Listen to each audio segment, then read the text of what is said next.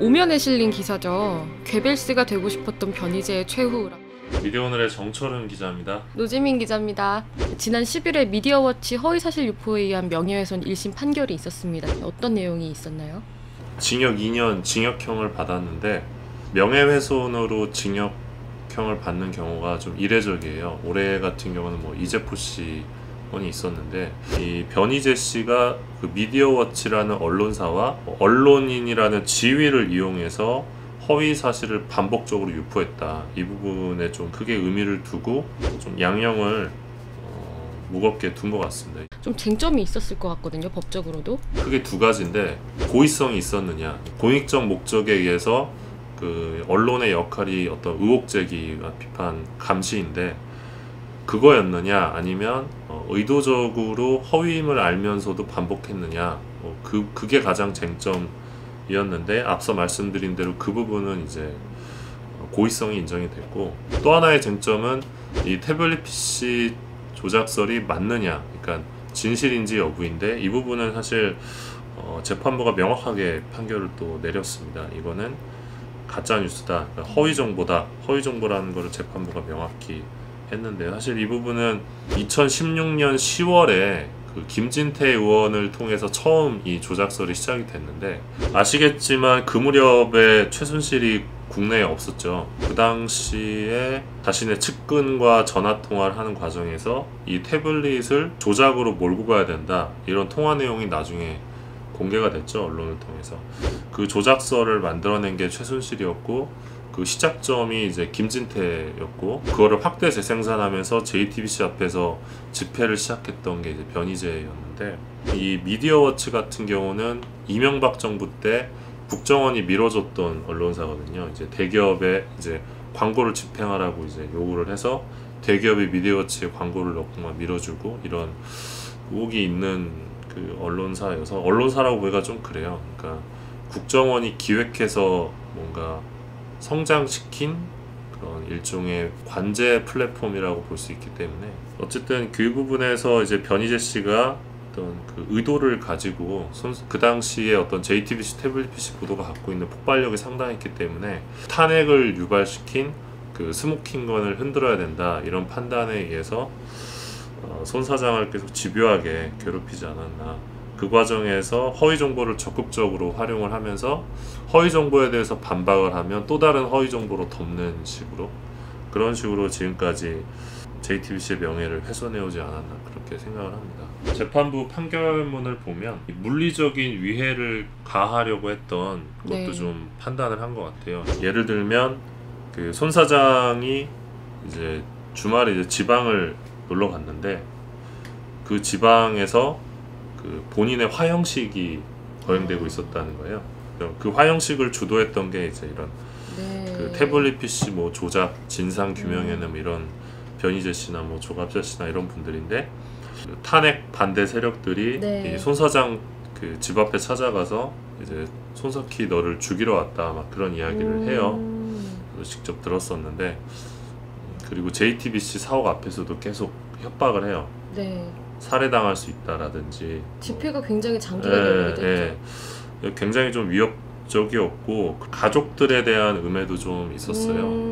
이것도 이제 미디어워치에서 나왔었는데, 역시 다 허위 정보였고, 손 사장의 부인이 가는 이제 성당까지 찾아가서 협박을 하고 했던 부분들이 있어서 물리적인 위협이 충분히 있었다고 보여지거든요. 그리고 그 당시에 변희재 씨 같은 경우도 그 손석희 사장의 집 앞에서 손석희가 이 집에서 그 쫓겨나게 만들겠다, 이런 식으로 이 집에서 떠나게 만들겠다, 그래서 협박을 많이 했었죠. 구속 수사를 했잖아요, 처음에.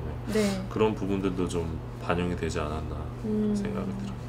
이게 미디어워치 같은 매체들이 생겨난 이후로 예전에는 무슨 보도가 있으면 에이 설마 조금 과장을 했겠지라고 생각을 했는데, 아무런 근거가 없는 주장도 언론처럼 나올 수 있구나, 이런 생각이 들었던 것 같아요. 그리고 방금 말씀하신 것처럼 이 보도를 사실이라고 믿는 분들이 물리적으로 이렇게 집단 폭력에 가까운 행위들을 하는 사례들이 좀 있었는데, 이날 법원도 분위기가 좀 심상치 않았을 것 같은데 어땠나요? 많은 분들이 오셨는데 판결문을 들으러 왔다기보다는 그 욕을 하러 왔다는 생각이 좀 강했고, 재판정 안에서요? 판사가 퇴장할 때 이제 아. 판사에게 기다리고 있다가 네. 이날 기자들도 한 10명 정도 있었던 것 같은데 그 변희재 씨 지지자분들이 네. 기자들을 향해서도 이제 막 욕을 하셨어요. 어, 다 기자들도 뭐 다 죽여야 된다 뭐 그런 이야기를 하면서 똑바로 쓰라고 뭐 그런 얘기를 하던데, 변희재 프레임이 무서웠던 거는 우리나라가 언론 신뢰도가 되게 떨어지잖아요. 네. 그 언론 신뢰도가 떨어지는 점을 되게 잘 파고들어서 네. 언론이 왜곡 보도를 해서 박근혜가 부당하게 탄핵됐다 이런 프레임을 만든 거거든요. 그게 일정 부분 먹혔던 거고, 또 그게 어떤 대한 매체를 만들자라는 이 극우의 움직임으로 이어져서 이 오늘날의 뭐 신의 한수나 정규재 TV나 뭐 이런 극우 성향의 유튜브 채널의 성장으로 이어진 측면이 있거든요. 그래서 일련의 흐름이 있는데 네. 일련의 흐름에서 변희재 씨의 역할이 좀 있었고, 또 결정적이었던 게 그 작년에 출간됐던 그 손석희의 저주라는 네. 서적인데, 거기 보면 이제 진짜 별 어처구니 없는 얘기들이 있는데, 그 태블릿 PC 조작설의 어떤 근거로 이 손 사장이 어렸을 때 도벽이 있었다 그런 얘기가 나와요. 손 사장이 어렸을 때 도벽이 있어서 아버지한테 뭐 종아리를 많이 맞았다. 그래서 태블릿 PC를 훔쳤을 것이다. 뭐 이런 식의 예, 어처구니 없는. 근데 되게 이게 어처구니 없는 찌라시 같은 성격인 게 굉장히 원색적이지만 말이 안 되는 얘기가 섞이면 또 이걸 듣고 거봐 그 사람 그럴 줄 알았다니까 눈빛이 이상했어 이렇게 되는 거 아니에요? 근데 그 책도 그렇고 기사도 그렇고 100%가 다 허위라기보다는 그 중에 1-20% 정도는 또 사실을 가지고 이야기를 해요. 근데 원래 그게 과거 이제 나치 시절에 괴벨스가 썼던 방식이거든요. 100% 거짓을 얘기하는 게 아니라 한 1-20%의 진실 사실을 가지고 그거를 이제 왜곡하고 확대 해석하는 식으로 사람들이 듣고 싶어하는 이야기를 들려주는 거예요. 그러다 보면 지지자들이 생기는데, 기존에 자기가 믿었던 것에 대한 실망이 있을 때 그 실망하는 사람들을 이제 자기 편으로 끌어오는 효과적인 방법, 그런 선동 방식이죠. 기사 제목도 괴벨스가 되고 싶었던 변희재 최후라고 썼는데, 네. 괴벨스가 사실 언론인으로 출발했던 사람이거든요. 괴벨스가 그 당시 독일에서 가장 많은 소송을 당했던 사람이에요. 명예훼손으로. 근데 아시겠지만 우리나라에서 변희재 씨만큼 또 명예훼손으로 소송을 많이 당한 사람이 없어요. 거의 명예훼손 유발자였는데 네. 극우적인 색채로 어떤 변형된 인종주의라고 하죠. 뭐 우리가 익히 들었던 이 친노 종북, 네. 이 친노 종북을 대한민국에서 없애야 된다, 이런 주장을 지속적으로 반복했던 게 변희재 씨인데, 이 친노 종북이라는 게 변형된 인종주의인 거예요. 그러니까 나치 시절에는 이제 유대인과 그 공산주의자가 그 제거의 대상이었다면, 변희재 씨가 타겟으로 삼았던 거는 이제 전라도 출신의 노무현 지지자, 뭐 그런 식인 거죠. 굉장히 괴벨스를 많이 좀 그 모방을 했던 것 같고, 그게 일정 부분 사회에 그 안 좋은 쪽으로 영향을 미쳤던 것 같아요.